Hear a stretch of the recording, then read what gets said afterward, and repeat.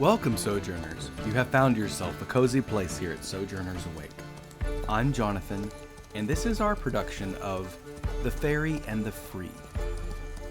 In this most recent production, the Sojourners encountered a mother puffin and her child, only to find that further up the hill, a mother caribou and her child were about to be sacrificed to the evil goddess Ariel. Having stood up against this wicked practice, the Sojourners vanquished the enemy, sent them fleeing, and at the same time calmed the anger of winter. And now they look for the reward among the snow and the blood. And so for now, our story continues.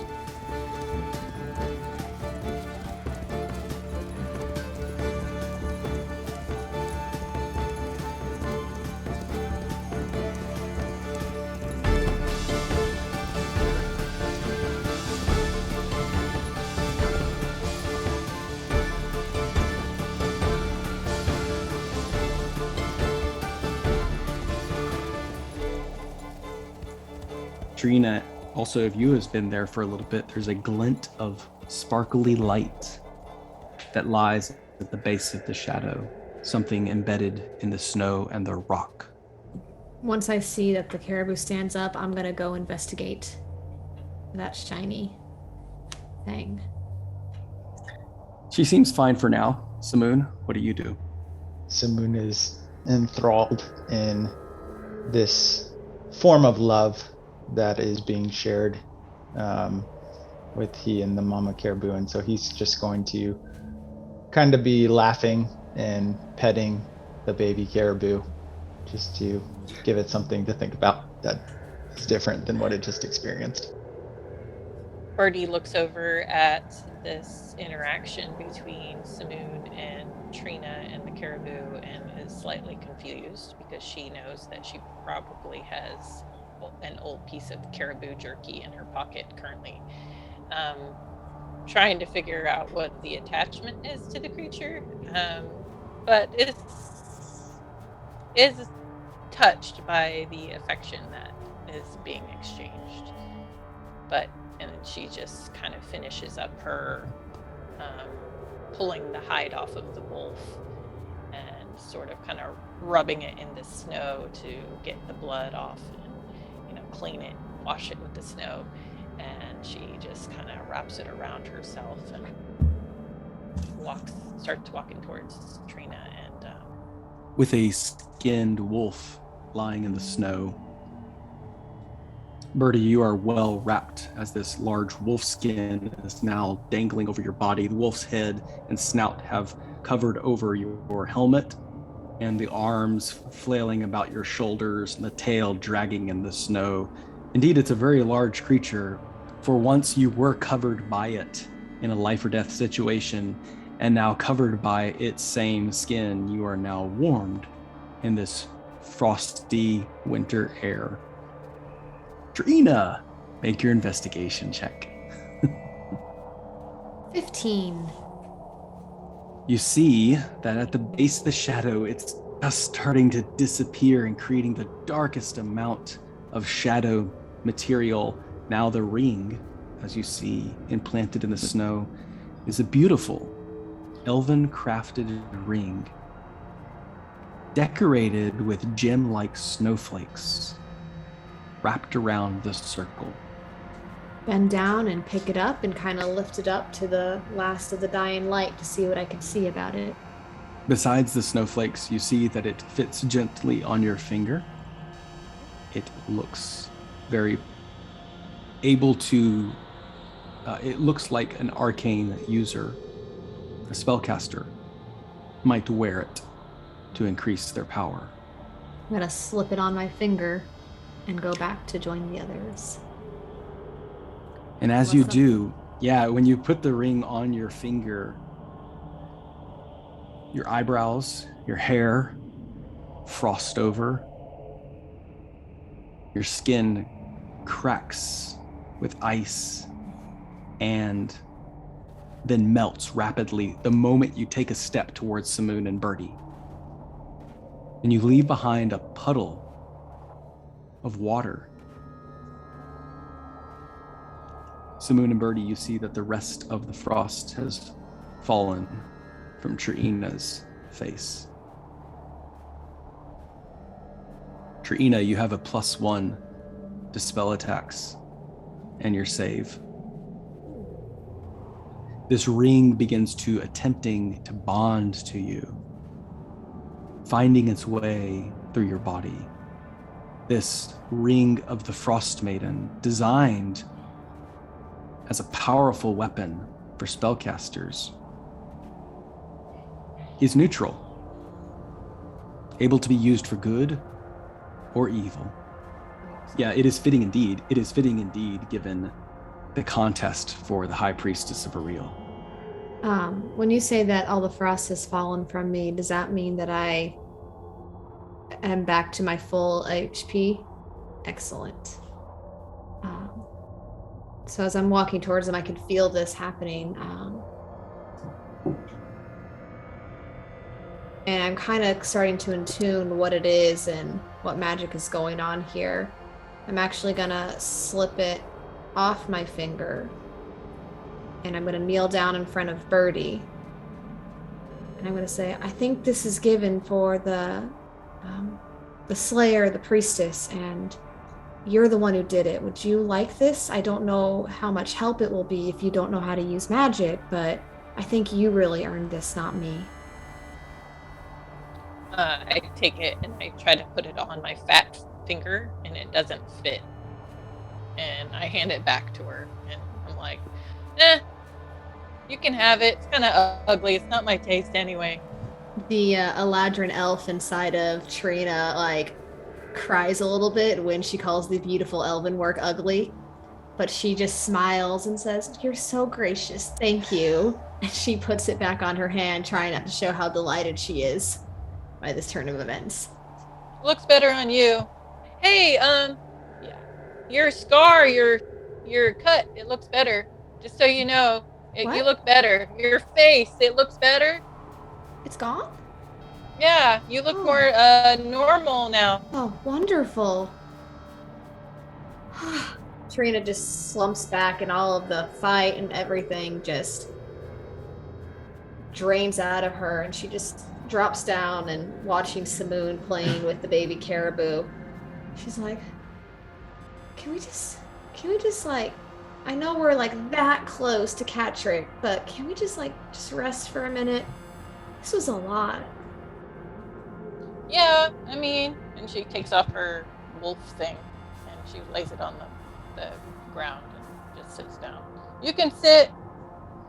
Triyina looks at it and just like, you know what? That's very kind of you, and she will gingerly share the wolf pelt with Bertie. Yes, Triyina, your face is looking mighty good. I'm glad to see that the frost is... Samoon, are you hitting on her? Do you think she looks pretty? I bet you do. Oh, here we go again. You and your relationships, I tell you. No, we are just friends. Anyway,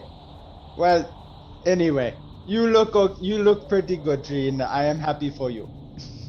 And Bertie, that is very nice of you to share your new wolf blankie, which is also a really cool cape.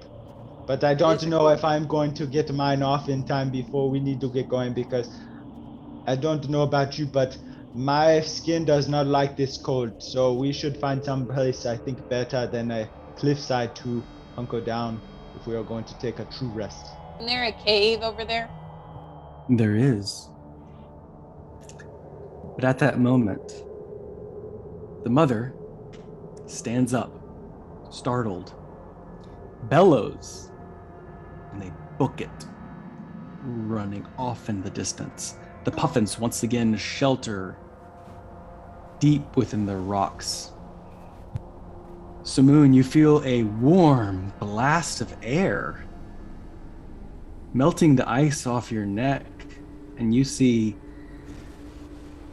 a paw scrape against the cliffside, followed by a large whisker, and a cat with a head the size of a house raises itself up on the cliffside and stands towering over you, 40 feet tall. It then looks towards the dead wolf, scratches at it, and swallows it in one gulp. And then moves towards the skinned queen, sniffs, and then cuts over to you, Bertie, with menacing eyes, and swallows the wolf whole. It stands proudly and begins to lick its forepaws. And then, as if considering you for the first time, looks down to the three of you sitting in the snow. Hi. Are you Catrick? Yes, that is my name. I'm Catrick. He speaks to you with a soft sound, but the purr begins to vibrate the ground beneath you. And then he unfurls two large angelic wings, spreads them out majestically,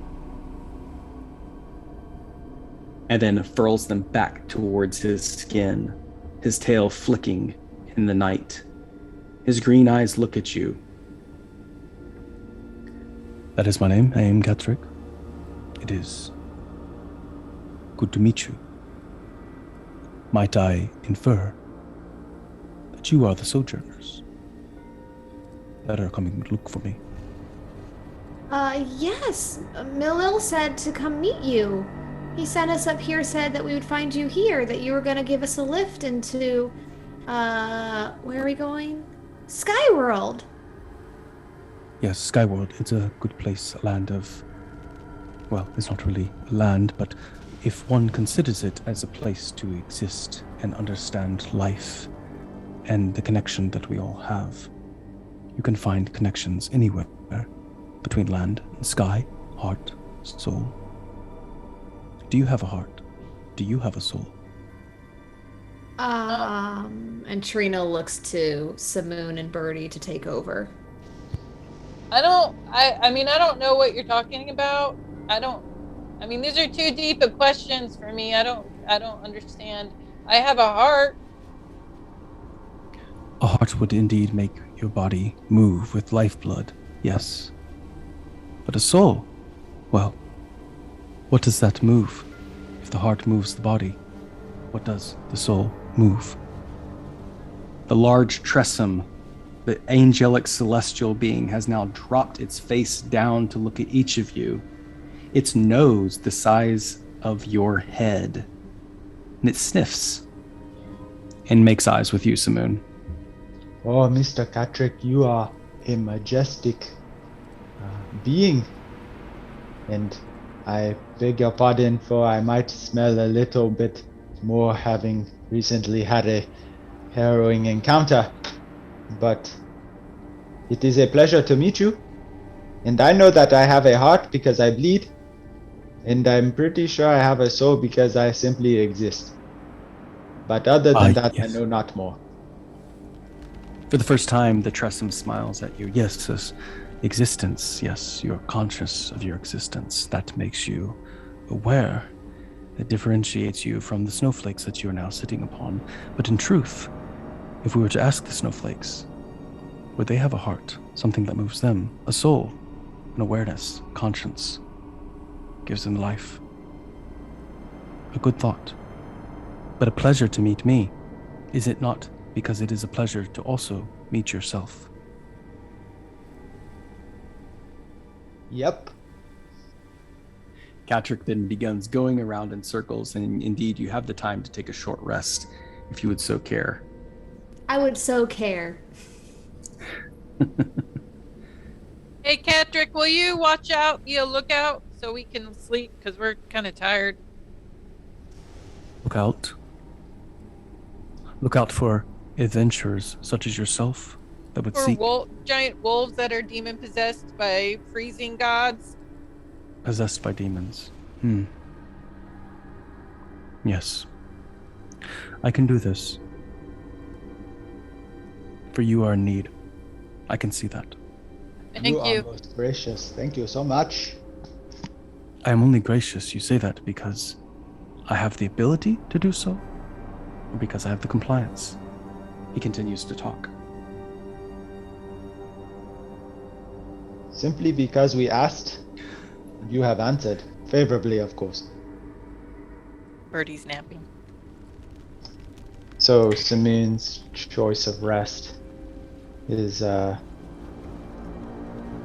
he just sits down between Catrick, who's curled up, presumably, or keeping guard, however, and he's just like looking towards the Mavi Ocean and the cliff. And he's just like sitting there, kind of like with his arms behind his back, like leaning backward. And he's just like slow breathing, like a meditative slow breathing.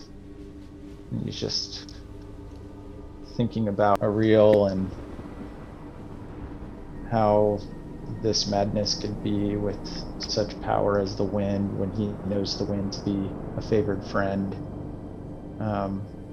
As such, that wind that he knows is kind of stirring around him,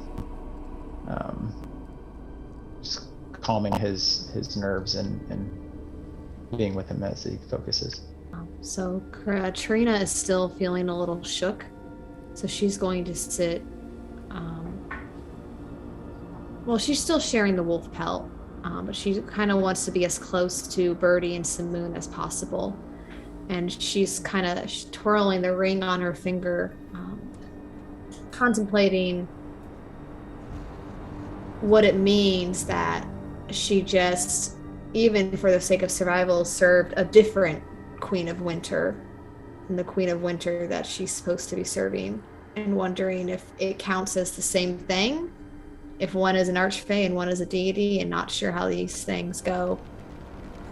She considers asking Catrick, but she doesn't want to get drawn into questions she doesn't know how to answer.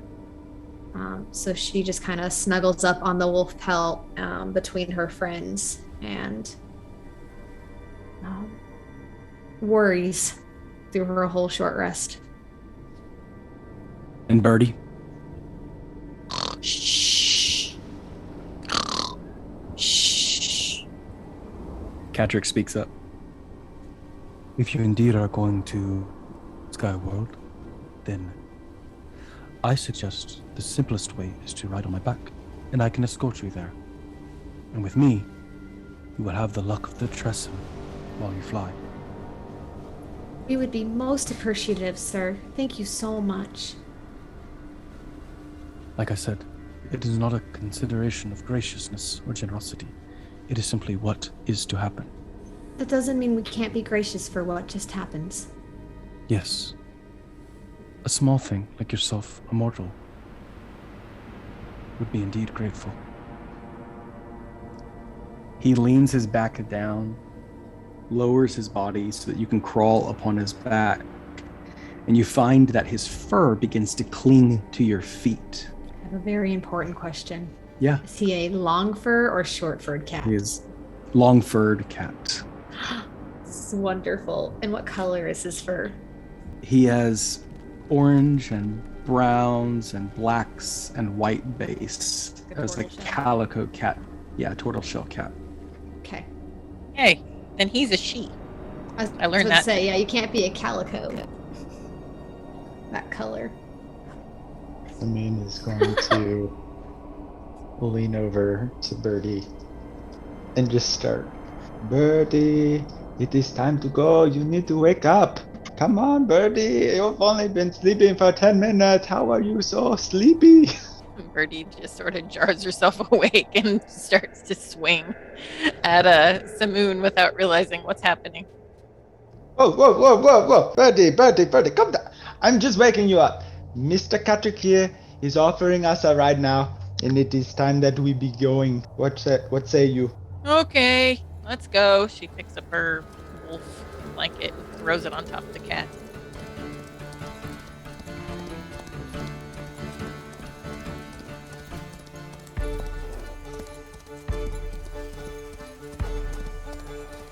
Triyina's having the time of her life getting wrapped up in this fur. She's already clambered on. You see the fur starting to cling to her. She is just in heaven. She's a cat person. With great power, this Tressum expands his wings in angelic fashion. Puffins disappear as he lifts off the ground, and a swirling tornado of snow follows him as he goes up higher and higher in the sky. The night sky now speckled with stars, the moon bright and full releases its light across the Mavi Ocean, and for the first time, you glide across the glittering ocean beneath you. The wind is cold. It bites at your skin, yet you feel the warmth of this celestial creature beginning to radiate underneath your feet. And for the first time since you began your journey in Baldtop, you begin to feel warmth all around you, as heaven itself is carrying you on its back. Though none of you have ever seen a Tressum, and anyone who has studied would most certainly know that they should be extinct, that it has been thousands of years since any of them have been seen or witnessed in Bond sorrow. And those who have traveled to the seven heavens can testify that if one is to see a Tressum, it should behold the last of its kind. You hear a rumbling engine of various sounds as Catrick purrs and sends vibrations through your body. The sky opens into this expansive canvas, and in the light of the full moon, you see, off in the distance, a copper dragon with its scales glittering in the light, whooshing and dancing between the clouds, and then a second dragon meeting it in the sky. Together they come forward in a ritual of mating. And they swirl as their bodies entwine, their tails wrapped up in each other, their necks intertwining, and they dive straight into the sky and then plummet towards the earth. A rare sight indeed, birthing young dragon hatchlings. Long into the night, you pursue the boundaries of the Mavi Ocean. Now high above the clouds, all you see below your feet are the swirling white mists and the stars above. And in the horizon, you can see the sun now peaking above, greeting you as you chase the day.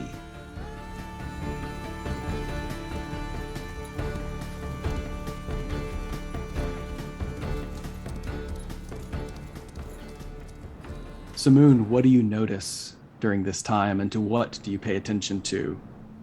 The moon is ecstatic. He is excited to be on this significant journey, and he's gonna kind of crawl his way towards the front, where right behind Catrick's head, and stand as high as he can. The sun, it is so beautiful and warm, and I am so happy to be here. And he just lets out like this ecstatic, like celebratory joy as he feels like the warmth that he loves resurging around him, leaving the bitter cold behind. And he sees this warm sun that he's so used to seeing, and bright, arid, open sky, unhindered by any tree, as far as the eye can see. And he is just literally in heaven.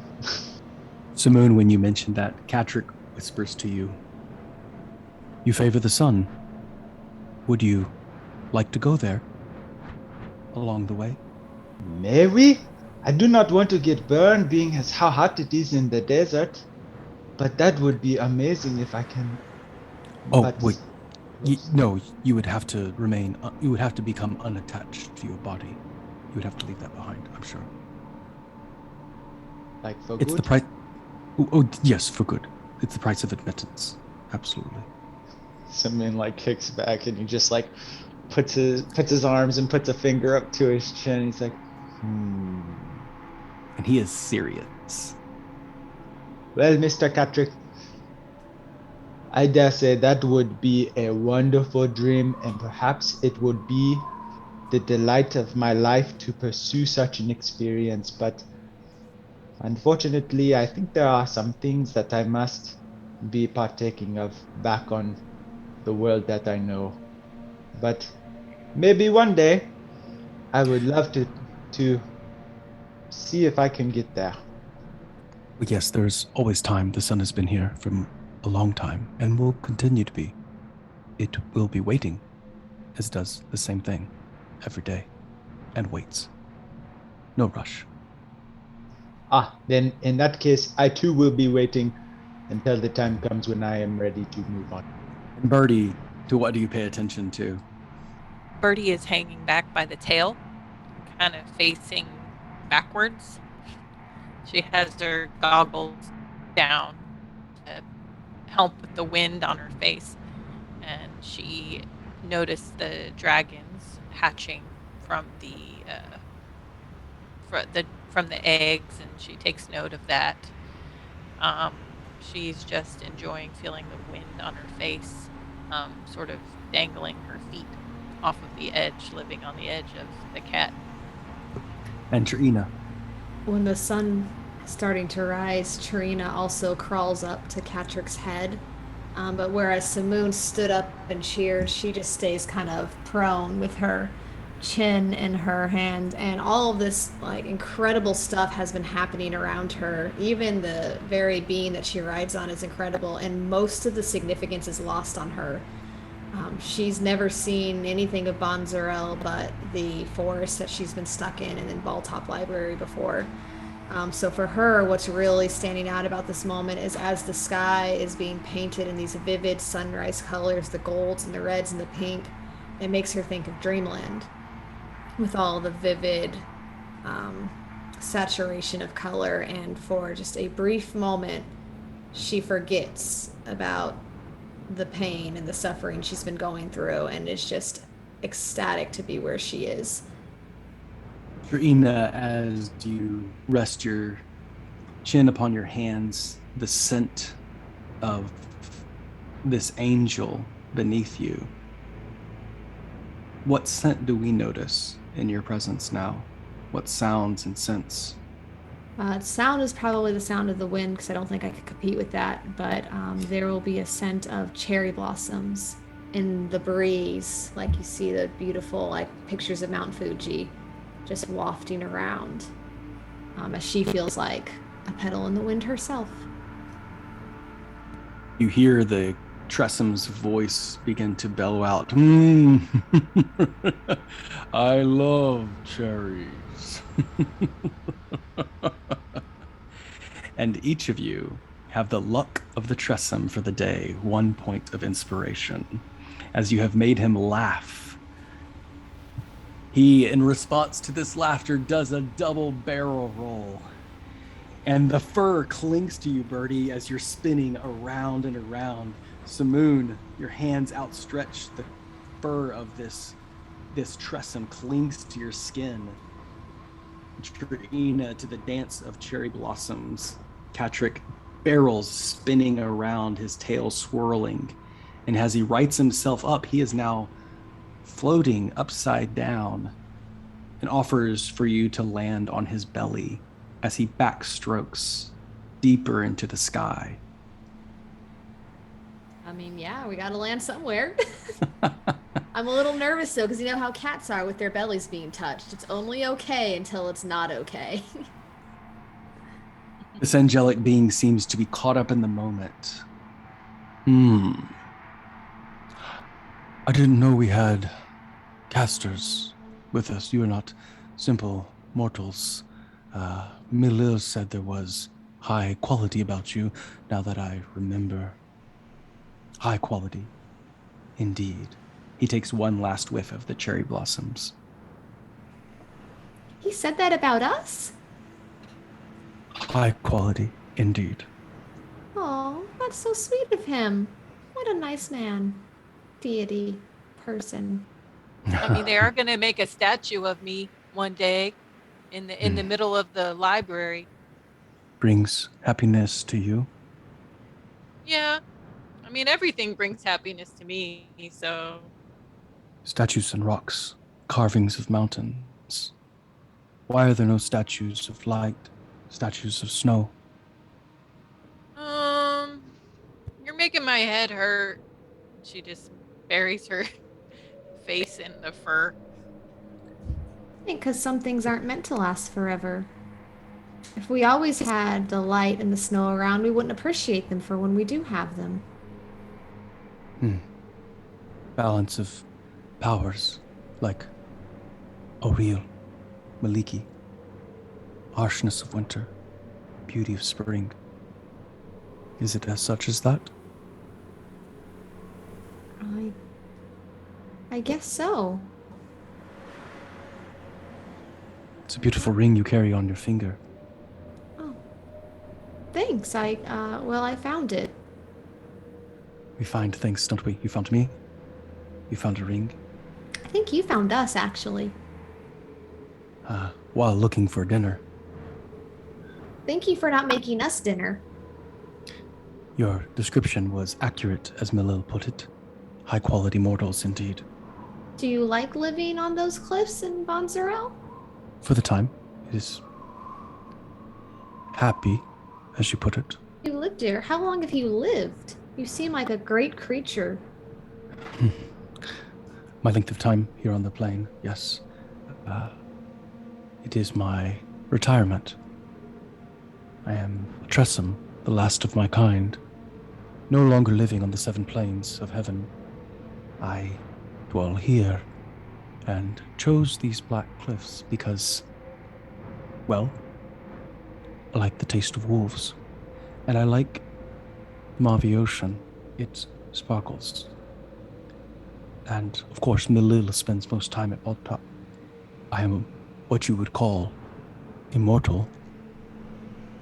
But for your times, well, I remember when they built the Mavi Ocean, if that gives you some reference.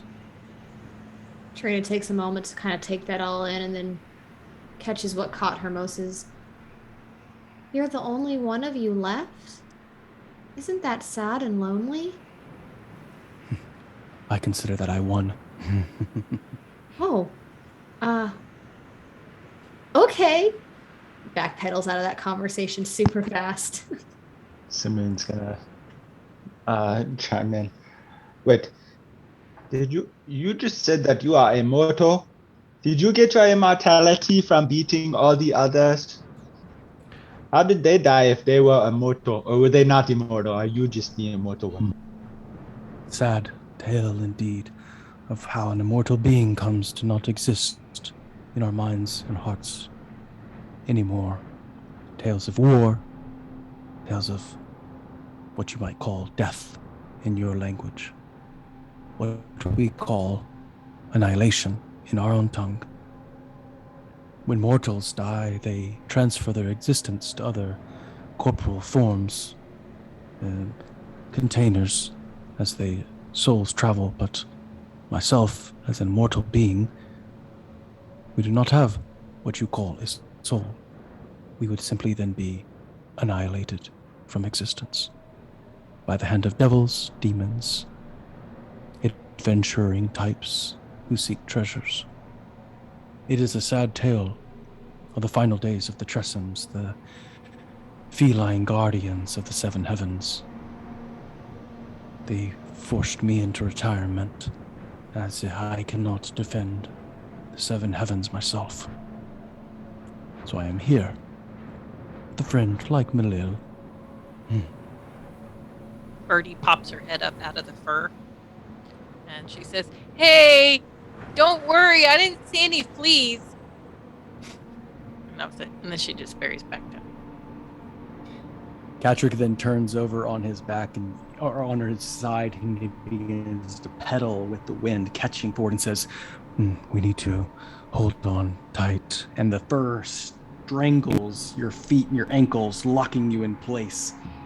He begins to speed at an accelerating rate to make it to Skyworld on time. You start to see that the ocean is no longer beneath you, clouds, peaks of mountains now rise. Peaks of mountains now arise from the snowy clouds, and the unknown paths of the wind now become illuminated in a spectrum of rainbow lights. Catrick, this Tressum, speeds and starts to follow a highway of colors. You count them: 1, 2, 5, 6, 7 lights. Highways going different directions. Catrick begins to follow the blue highway. And as he speeds through, he increases in traction. And you feel your body at the force of gravitational pull as he thrusts into this highway of light and color. And the moment his skin touches this light, it issues forth a symphony of sound and music. He begins to laugh as he plucks out a tune along the highway, playing with the symphony and the melody. And as you pass through, you can now see light streaming through your fingers and your face. Samoon just holds up his hand and just watches as this is happening. He is just mesmerized by it. And Samoon, you stick out your hand, you affect the tone of this symphony as now a participant in this orchestra of light. And the sound goes off in different directions. One hits Bertie in the back of the head and creates the sound of crashing of cymbals. One then hits Triyina on the side and creates a singing violin as it travels up her neck, her head, and then off her hair. Catrick laughs in response and says, It does feel good to affect the world around you, doesn't it? Bertie, you should give this a try. This is very fun. Watch this. Just kind of sticks his hand in another direction and sees what happens. Blue splashes all over Bertie, creating the sounds of drums falling down the stairs. Bertie sticks out her hand. And you hear the sound of harps beginning to pluck, tingling and tickling up your skin. That's kind of cool. Isn't that is amazing? This place is so cool. I'm not much of a music maker myself, but I assure that if somebody knew what they were doing, they could have quite a good time here. And at that moment, each of you begin to feel incredibly uncomfortable in your large winter coats, as your body begins to match the rising warm temperatures. Catrick then laughs and says, "The cloud forest awaits." And you see this large wall of puffy white clouds. As he gets closer and closer, you see that this air looks so dense. And he disappears, and all around you turns to white. And so for now, our story continues. Every story comes to an ending, so for now we must conclude. Thank you for listening, Sojourners. Your attention will not go unrewarded, and we look forward to continuing this adventure. If you enjoyed this background music and ambiance, you should visit Tabletop Audio. Whether you are studying for a difficult test, going on a long car ride, or simply need some soothing music in your background, visit www.tabletopaudio.com. And take the time to sojourn with us. For articles on playing your very own Dungeons & Dragons games, visit www.sojournersawake.com. And you can also find us on Facebook and Instagram, being ever so inspirational. And as always, Sojourner, may your story continue.